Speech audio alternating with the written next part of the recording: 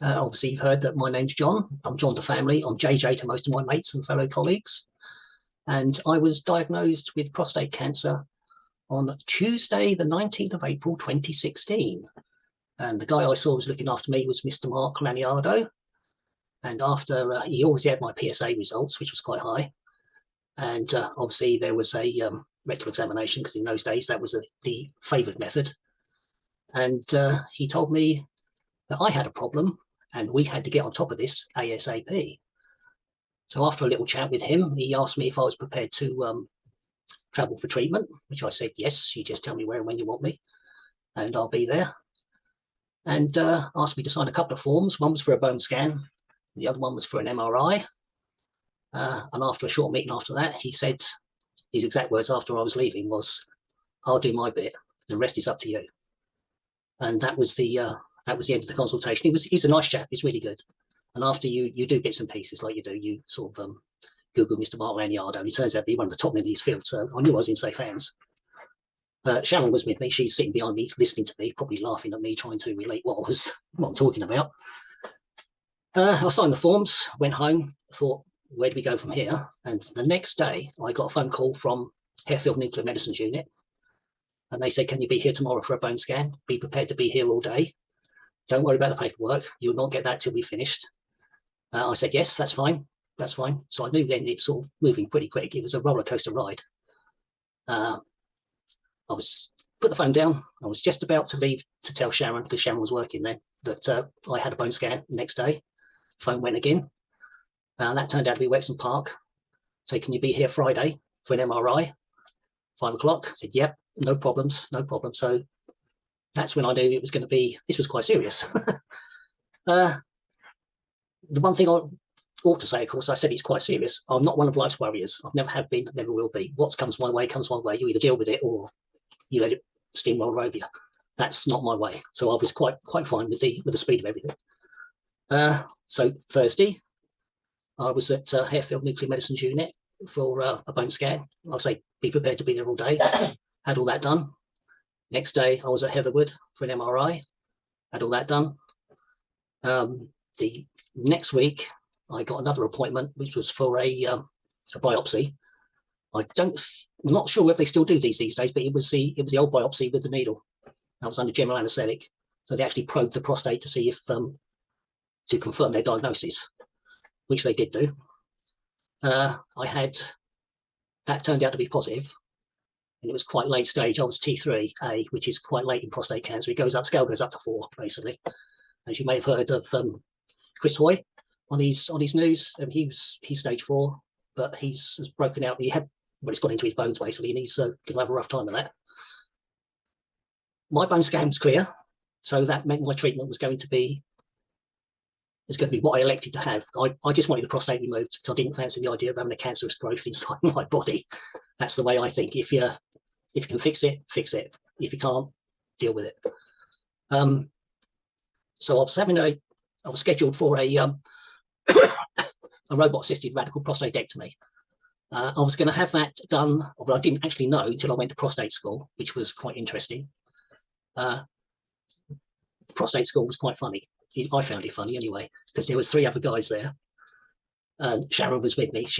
I think she might find it a bit funny as well. But I had the prostate school. They just tell you about basically what they're going to do, the rest of the procedure and all the rest of the bits and pieces, and any complications there can be, and possibly any side effects and all the rest of the bits and pieces. And you had a meeting with all 3 people and anyone that came in with the doctor. And then you had an individual meeting, so you could talk personally about anything, and not talking about yourself in front of other people, which I think is possibly the norm. And after the meeting, the guy said, "You 2 guys are coming with me because they're going to photograph your prostate," which is not a very nice procedure for guys because it involves putting a camera somewhere where cameras aren't supposed to go. And then the guy looked at me and says, "You're with Mr. Mark Laniardo." And he says he doesn't believe in this procedure because he's going to take your prostate anyway. You can go. So I said, that's a good idea, and left.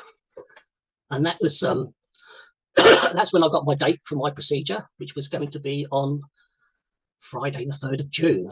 So from the 19th of April to the 3rd of June. That's when my surgery was scheduled. So it was quite quick. There was a few bits and pieces in between. You had to go through a few tests to make sure you're healthy enough to do the procedure. And, you know, you're not carrying any nasty bugs or anything like that. So I landed up at Royal Berks to have my prostate removed. Turned up there at about, I think it was about 11 o'clock-ish, I think, something like that, about 11 o'clock, and was scheduled to go down to theatre, well, anaesthetic, at 1 o'clock, which duly happened. So I landed up at into anaesthetic, and there's always something they don't really tell you about. They either do stuff, they just assume that you're going to know all of this. I landed up at anaesthetic to have a general anaesthetic, and they also told me you're going to have a spinal block at the time. Nobody told me I was going to have a spinal block, but that happened, which was... I'm not quite sure how to help you with that. Okay, Alexa, nobody told me I was going to have a spinal block and all the rest of it, but it's what it is. They're going to do this, which is quite a strange experience. I found it quite a strange experience. Anaesthetic, obviously, I didn't know much after that. I went into theatre at just after 1 o'clock, had the procedure done, was wheeled into recovery at just gone 6 o'clock. So it's not a small operation; it's quite a large one. Although it's robot assisted, so I've got no big scars. I've got a little scar across my belly button where the prostate was taken out, and I had a few other scars where they actually inflate your belly, so they can actually move around and do the bits and pieces. Wheeled into recovery at just gone 6. And I think I probably came out of anaesthetic, came round sometime around about 8 o'clock-ish, I do believe. So that was quite a while. The nurse came over and says, "Do you know where you are?" I said, "Yep, I'm in hospital. I've just had surgery. You're cute." Because I'm a bit cheeky. That's one of the things I said to her. She just smiled. There was a change in shift. That was around about 8:30, just after I'd come round. And the young lady came over and said, "It's been a pleasure looking after you, because ever since you've turned up, you've done nothing but giggle and laugh in your sleep. It's annoyed all the other patients, but we found it quite amusing.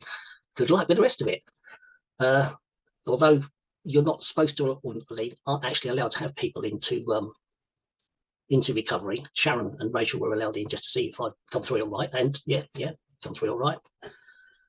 I was in Friday night, Saturday night, and I was discharged on Sunday. Saturday night, the nurse come round. This is another thing they didn't tell you. She came in the evening and said, with a syringe, just a small one. And she said, "This is an anticoagulant. When you're discharged, we will give you 28 free field syringes, and you will have to self-administer when you get home. I'll do this one for you." I said, "Well, no, you just tell me what to do, because that's the way I am. Just tell me what to do, show me what to do, and I'll put this one in." And that's fine from that. So I had all that lot. There was 2 other guys in the ward with me. One of them was a very loud sleeper, so I didn't get much sleep. So every time the nurse came around and did their rounds, she said, "Oh, good, you're awake. I'll do your obs." So I was doing all the rest of the bits and pieces. One of the other things I found quite unusual, I had catheter in, obviously, because the surgery, that was in for 9 days. That was a strange thing to get used to be honest. So I had all that done. And I was discharged on Sunday, went home, and that was me wrestling with what's just happened. It was, like I said, I had the catheter in, so there was no need to worry about that. Very awkward at night sleeping, because you were worried about dislodging the catheter and all the rest of the bits and pieces. So that was quite strange, but that settled in quite well. The other problem I had was, well, I wasn't sleeping too well, obviously, because you're worried about all the bits and pieces. I wasn't sleeping too well. Wasn't allowed to drive for 8 weeks because of the surgery, so I had to be taken everywhere. Somebody else had to drive me and all that. And that went really well. I was quite pleased with the results. I had fairly good experience there. And then when I went back for my post-op review with Mr. Mark Laniardo, he sat me down. Sharon was with me. He said the surgery went well, but I could tell there was a butt coming. And that's when he said, after they did the biopsy on the prostate after it had been removed, and the cancer had actually broken out. So he said, this is still quite serious, and we're passing you over to oncology, and they will sort out a program of what they're going to do next. So that started fairly quickly. So from oncology, they said, it looks like you're going to have radiotherapy. That would be a recommendation.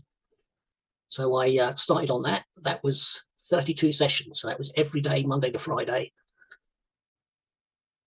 for 6 weeks and 2 days. That's 32 sessions or thereabouts. Luckily for me, there's an LA unit in Bracknell, which is about 1.5 miles from where I am. It's in Bridge. So that was easy to get to, easy to park, and now I didn't have to worry about anything like that. The only time I had to go to the Royal Berks to use their LA unit was when the one in Bracknell was being serviced, which it did for 3 days of my treatment. Radiotherapy, you've got to be set up for it. Obviously, I'm assuming there's other people who are going to be listening to this have either been through it or know some people that's been through it. So I had to go to Royal Berks to be set up for it. And they actually put you on what is an LA bed, which is linear accelerator, which is the machine that actually does the targeting and the shooting. And they set you up, they measure you up, and they measure where your head is, they measure where your body is, and they put your knees onto a comfortable cushion, set you up into a site, and then they take all the measurements so they can transfer those to the LA machine that's going to actually do the radiotherapy. And then they tattoo you. I've got 3 green dots. I've got one on each hip and one in the groin, so the machine actually knows where to target. So that was set up for me. And when I started my radiotherapy, that was at Bridge. I walked in there the first day, and normally what you do is you turn up just before your appointment. And the one thing you have to do is you have to turn up for your radiotherapy on the day in exactly the same, or as dear as you can, the same way you were every day. So for me, that had to be a full bladder and an empty bowel. Now, filling your bladder up, that's fairly simple. You just get a few glasses of water, you have a little drink and you fill it up. Emptying your bowel on request is not quite as easy as it sounds. It's but it's something you have to do, so you did. When you turned up at the radiotherapy, the LA Centre, there's a big waiting room. There's loads of people in there because it's like a conveyor line. There's all people being shot with radiotherapy, with whatever cancer they've got. And you land up just before you actually go into the LA unit itself. You get changed, so you've got your socks on, you've got your underwear on, and you've got a dressing gown. So I walked in there, there's another young nurse, she looked at me, and she said, "I know you." And I said, "Really?" She says, "Yeah, you work for Lego, don't you?" And I said, "Yeah, I work for Pixolve. I've seen you on the Dragon's Apprentice quite a few times." So we'd actually met. That was an icebreaker. Got on the unit, they set me up, and then all the people that actually set me up and put me right says, "Right, we're going to go somewhere safe, and then we're going to turn the machine on." And I thought, thank you very much. That's nice. You're going somewhere safe and leaving me with this.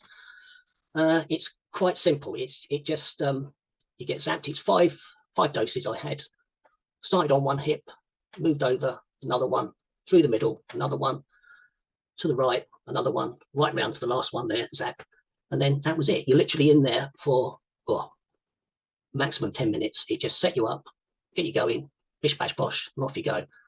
And but it's every day. And of course, the way it works is just a narrow beam, high powered laser, which is okay. That's what it does. But as it penetrates to reach its target, which in my case was the prostate bed, it kills every cell in its path. It destroys everything. So from the start of your treatment to the end of your radiotherapy, your body's in a constant state of repair. And as you start going through it, getting more and more dose. There was a lot of people feeling fatigued, all the rest of it. I'm one of the lucky ones. I tolerated it quite well. I had, obviously, you have to see one of the therapy nurses once a week as you're going through your treatment, just to say, it's basically a tick box. Do you have these symptoms? Are you passing blood? Is there any mucus? Are you in any pain at all? Do you feel uncomfortable with anything going on? I was fine. I was passing blood, was passing mucus, but I tolerated it fairly well. 32 sessions, that was long. It's every day. So it's and it's not the same time every day either. So you've had to, like I said, emptying your bowel, filling your bladder up is easy. Emptying your bowel on demand is something different. That's, like I said, was 6 weeks and 2 days.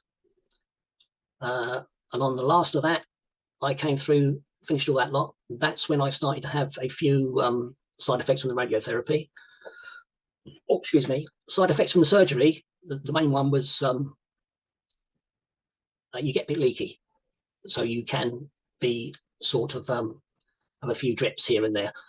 I was lucky with that one as well, because after I had the catheter out, I had full control, albeit there was a few dribbles here and there, especially when you're crouching down or anything like that. So I was spared that one. But I do pad up at night. That's one of the things I do because that's when I find myself most vulnerable, because you're asleep and you don't visualize what you're going to do. It's different. That was one of those. The radiotherapy, that's when I had most of the side effects I had from that was unpleasant, to say the least. I landed up with radioproctitis. That was in the bowel region. That took nearly 2.5 years to settle, which was quite interesting. In that time, I was passing blood occasionally. That slowly cleared up, but then it comes back occasionally. It still does to this day. But that's I've got other problems there as well. Radiation proctitis, that went on for, like I said, a year. Must be 2.5 years almost. I think it was. Yes, it was nearly 2.5 years before it settled completely. In that time, I'd had a Sigmund's endoscopy just to make sure there was nothing else sinister going on, because obviously the cancer had broken out. It could have gone anywhere, basically. That settled itself. I'm tested for the first 2 years. I was tested every 6 months. Now I'm tested every year with a PSA test, which is quite simple. It's just a blood test. That has been, I've actually just had my last one, came back. That was 0.026, I think it was. That's almost virtually undetectable, but it's what they're looking for. And that's where I am now. So I've had all that to go through, which was an interesting experience, a positive experience, I must say, because I knew I was in the right hands from the start. I'm not one of life's warriors, and I can't quantify the feeling, but I just knew somewhere in the back of my mind, or back here somewhere, I just knew it was going to be all right. That may sound quite simplistic, whether it's going to be or not, because not everyone comes through it. That's unfortunately the disease is. It takes people. Sometimes it takes people. Sometimes it doesn't. You sometimes wonder why me and why somebody else. You can't get into that conversation because you'll do your head in, quite literally.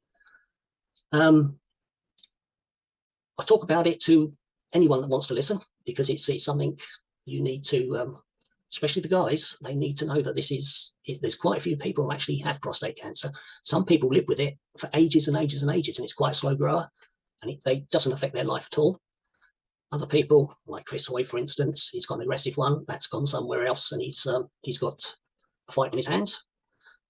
But all the guys I know, I've always said, if you're of that age, at least ask for a PSA test and all the rest of it. Some of the things that I had to have done, a lot of them they don't do anymore, because the MRI machines that they've got now are very, very good, and they pick up all the rest of the stuff. So biopsies, they still do them, but it's quite often not necessary. That is just about where I am, because it'll be 10 years next year. There's no scientific evaluations about it, but they reckon 5 years and 10 years. If you get through to 10 years, you could probably go on and live quite normally for quite some time. I know 2 or 3 guys that have actually gone through it. One of them, young Derek, I say young Derek, he's not young at all, but he's a 20-year survivor. Another work colleague of mine is Kevin. He had his operation the week before I did, so he's a 10-year survivor. And the one other thing I'd like to say, just to nail home that you should get tested. When I was working, I'm retired now. When I was working, there was, in their little shop, there was 12 guys, and 4 of them have had prostate cancer. So that's 1 in 3 of those 12 guys in there. I'm not in contact with all the rest of the guys, so I don't know where they're gone. But it can be a little bit of a silent killer, because you get no symptoms at all. The only symptoms I had was I was getting up in the middle of the night to go for a wee, and I was 59 at the time. A lot of people of my age will probably think, well, that's just part of growing old, because your stuff starts to get a bit leaky and all the rest of the bits and pieces. You can't hold your bladder all the time.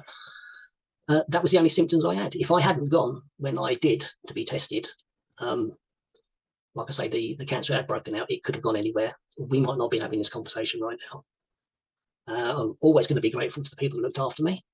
I was in really good hands, and it was not the one most enjoyable experience. It was a worthwhile experience and a positive one. Now here I am, nearly 10 years on, having this conversation with you guys. Yeah, well, that's pretty amazing, John. Thank you very much for that. Certainly an experience, like you say. I mean, that's good. You're coming up for 10 years, so that's a very positive outcome. What would you say would have been your biggest challenge in all of that treatment? What was the point at which you felt that you were finding things most difficult? The surgery itself, I didn't have too much of a problem with. From start to finish, it was very, very fast. I had, as I've just told you, it was within a couple of days of seeing Mr. Mark Laniardo, I'd had 2 big tests to devolve to decide whether the cancer had actually gone into my bones and all the rest of the bits and pieces, in which case the treatment would have been different. I didn't have time to think too much about that. Fortunately, Sharon came to all my meetings and she was asking the questions that I should have been asking, but was just going south. The worst part of the treatment for me was the radiotherapy, because as you go through it, the first part, when you start, you think, oh, this is okay, this is fine, that's not too bad. And although I'm told I tolerated it very well, as you go deeper into it, it's 32 sessions. As you go deeper into it, you get a bit more tired and a bit more weary, because, like I say, from day one, the body's in a state of repair all the time. And then you go back in the next day and they shoot you again in virtually the same spots, so all the rest of the bits and pieces. And I found as you go into the radiotherapy, after about a couple of weeks, you were starting to feel tired, and you sort of felt a bit drained. And obviously you had to see the nurse, the occupation nurse there, and there were people there who obviously in a similar boat, having radiotherapy, coming to the end of their cycles. They'd nearly finished and they'd almost had enough, and you had to do, obviously the occupational nurse had to come on to you, come on, a couple more sessions and you'll be fine, and you've got to get through it. That, I found that was the worst bit. The rest of it, I just took it as it came. Like I say, I'm not one of life's warriors. They told me what they were going to do. I said, fine, I'll be there. That's what you're going to do. Let's get on with it. I think motivation and trying to keep a positive sort of outlook on what you're going through and having a purpose to keep you going and to aim for is a very important part of going through such treatment like this, because the treatment is intensive. And I do think it can become very difficult at times, simply because, it's hard work, really. So did you find that you struggled with that, or did you have, whilst you're pragmatic, because, you get on and do it, because what choice do you have, really? Did you sort of have an end goal, or did you have things in your mind that kept you going, or was there anything that you would say to somebody going through this that you can hold on to? Any sort of hope? Yes, yeah. I can only speak from my own personal experience, of course, obviously. But when I was first diagnosed, I was of the mindset of this was my cancer. It was nobody else's cancer. It was mine. I'm the one that's going to be going through the treatment and all the rest of it. But I quickly decided that although I'm going to be treated and all the rest of it, me personally had no control over it. I had the cancer. It was my cancer. I personally had no control over what this cancer was going to do. The people looking after me with the treatment had a good idea. That was my mindset. That might sound a little bit simplistic, but that's the way I looked at it. And my end goal was just to get through the treatment and see how far I could get after that. Yeah. You've got to have, don't give into it, because if you give into it, your mind will start playing tricks on you, saying, because some people might think I've got cancer and start looking over their shoulder for the Grim Reaper and all the rest of the bits and pieces.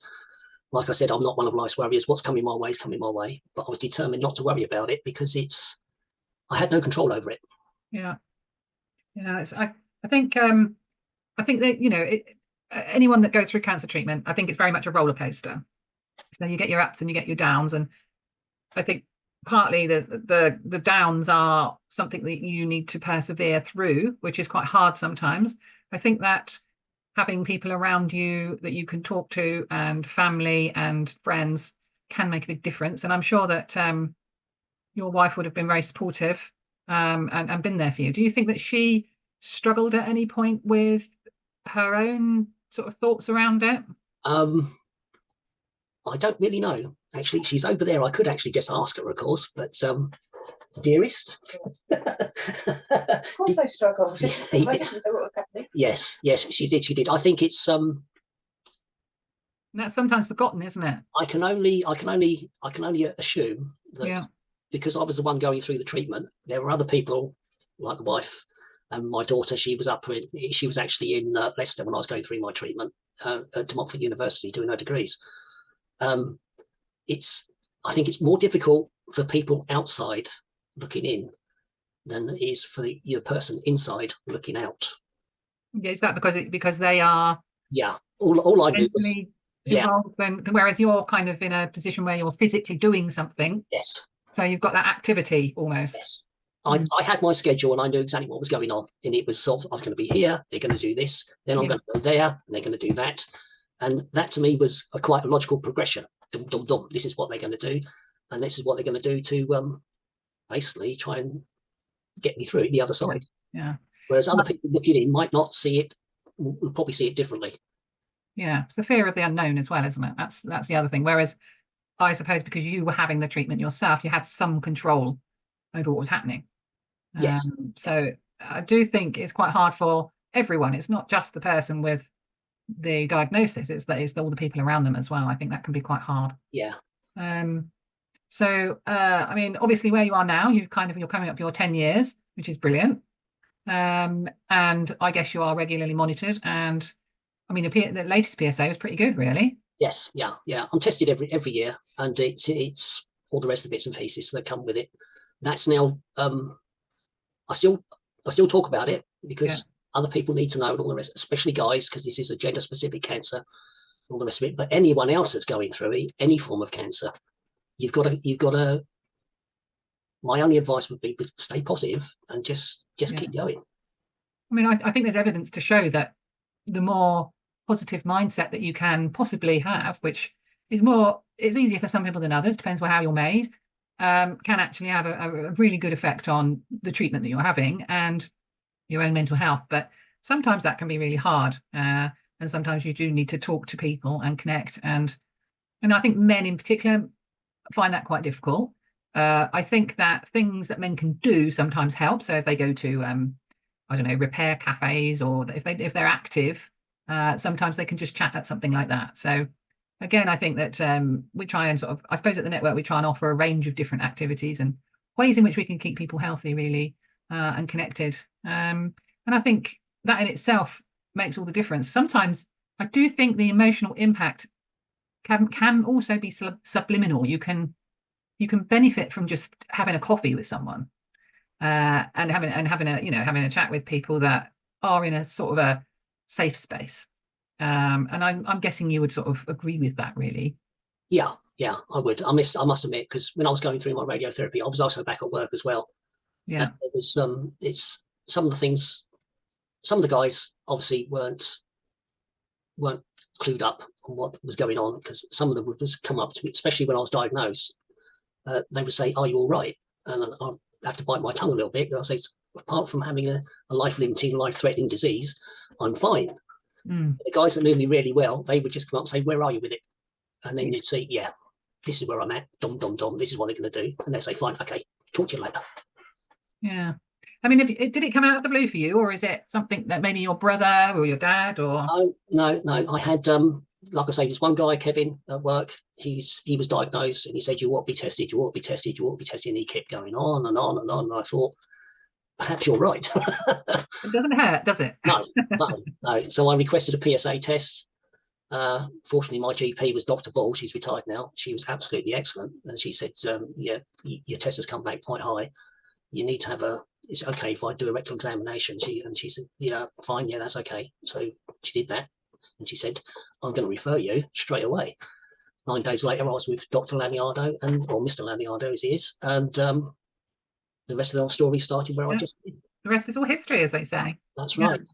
So do you think that your life has changed as a result of this? Have you got a different outlook, or do you approach things differently, or what would you say? Or have you just kind of gone back to where you were before? No, I don't plan too far ahead these days. I like to be on spur of the moment things. So I mean, the girls like to plan my holidays for next year. And I'm thinking, Andy. yeah, I'm thinking, okay, yeah, fine. I don't like to think that far ahead, because it's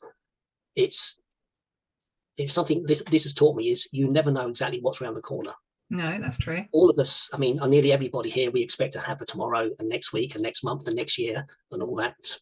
Yeah. On and on and on. And of course, there is always a possibility that might not happen. You might not have a next week. You might not have a next year. So that's always in the back of your mind. But I'm, like I say, I'm not one of life's warriors. I don't reflect on it and think, what if I do? Well, so I don't reflect on it. Of course I do. It could have also been very, very different. Like it could have been, like I say, it could have been life threatening. It could have come and tapped me on the shoulder and said, "Come on, you can move with me." But I don't worry about it. I don't reflect on it too much. All I know is that was my course of treatment. It was all done. It all came out okay. The guys looking after me were absolutely brilliant. And I'm here now to tell the tale. So as far as I'm concerned, if I get to tell my tale next year, that's a bonus. If I get it to tell it 3 or 4 years down the line, that's another bonus. Yeah. But it's some people get taken by early, some people don't. You can't reflect on why me. Why did I survive it and other people don't? Everybody's different, aren't they, at the end of the day? That would rattle around your head and drive you mad. I mean, I think generally, as a general sort of observation, if you like, prostate cancer tends to be something that is very treatable, very manageable, and hopefully not going to be what gets you in the end. But obviously, you don't know that for sure, but you've got to hope that that's the case. There's so many different treatments now, and there's so much awareness. Yeah. And I think it's important for men to ensure that if they're not happy about something, that they go and get checked. Obviously, there's various charities that do their own testing in the community and things like that. And I think if there's an opportunity to do that, it's quite easy to do. And I think some of it is that men think that they're going to have an examination, but it doesn't start off like that. It always starts off with blood test. Yeah. So I think that's something to bear in mind. It's not invasive to get a test. So it's quite a simple process, really.